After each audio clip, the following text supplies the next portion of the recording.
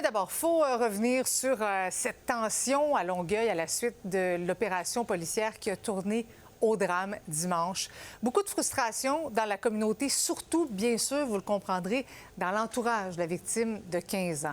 Et là, il y a une mobilisation qui se prépare samedi et dimanche, donc une marche pour samedi et dimanche, donc une autre manifestation. J'en discute tout de suite avec l'ancien capitaine de la Sûreté du Québec, Mario Berniquet, qui est avec moi ce soir en studio. Bonsoir. Bonsoir.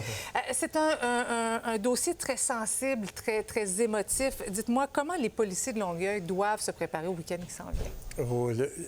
Comme tu le dis si bien, c'est très émotif. Un jeune de 15 ans qui a été tué, il y a des questions à répondre. Il va y avoir beaucoup de questions à répondre à la population, au BEI, au public en général. C'est des questions auxquelles il faut répondre. La préparation là-dessus, ça va prendre une grande communication pour désescalader la tension et la pression que là. Il y a eu mort d'homme, il y a une enquête qui a été faite. Il faut donner une chance aux coureurs d'arriver puis faire l'enquête puis de voir les circonstances. Il y a 2 enquêtes qui sont en cours, encore faut-il le rappeler. Il y a le BEI, ça on le savait parce qu'il y a eu un point de presse à 8h30 l'autre matin, mais on a appris hier en soirée que le SPVM aussi menait une enquête. Puis la question que tout le monde s'est posée, pourquoi est-ce nécessaire d'avoir 2 corps de police pour mener cette enquête-là? C'est une demande du BEI qui va demander au corps de policiers d'un niveau de service plus élevé que celui de Longueuil pour avoir assistance, d'emmener leur expert pour faire la lumière le plus possible pour savoir qu'est-ce qui s'est passé.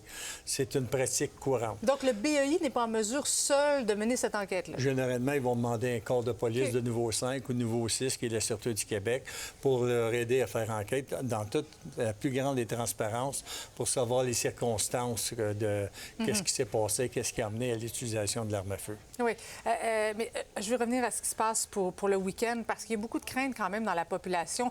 Les gens ont peur que ça dégénère, ce type de manifestation-là, parce que, vous le disiez, c'est sensible. Comment les policiers doivent se préparer? Parce qu'il va y avoir peut-être des manifestants qui vont vouloir se faire entendre davantage. Il y a des préparations de part et d'autre. Il y a des manifestants qui se préparent ou à faire de la casse ou à démontrer leur valeur, qu'est-ce qui s'est passé. Mais il y a préparation policière aussi. Pour essayer de désescalader là, il faut préparer une bonne communication avec les gens qui sont là, fouiller des réseaux sociaux pour trouver l'indice de menace qui peut partir de très faible aller jusqu'à extrême. OK, parce qu'il y a vraiment une vigie qui se fait sur les réseaux sociaux également pour savoir comment ça va se passer, cette marche-là, qui est appelé à y aller.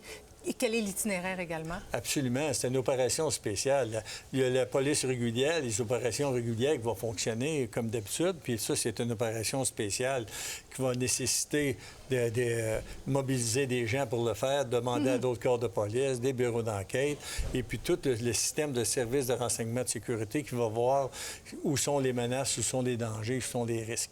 Pour prendre exactement ceux qui pourraient faire des gestes excessifs ou regrettables. C'est bien de manifester, mais il y a une tolérance jusqu'où on peut aller. Là. Oui. C'est pas évident non plus là, pour les policiers d'encadrer tout ça. Puis s'il y a des gestes, on veut pas faire de la répression, bien sûr, on veut laisser les gens s'exprimer. Exactement. Ce qu'on veut, vraiment, c'est pour tout faire pour que ça aille bien. Il va y avoir des briefings de fait aux troupes. Il va y avoir une personne qui est responsable de l'opération pour leur donner les grandes lignes. Il va y avoir des briefings d'opération pour certains groupes qui sont travaillés dans certains secteurs. Donc, il y a toute une préparation en ce moment en vue du week-end. Monsieur Berniquet, merci beaucoup. C'est toujours un plaisir. OK.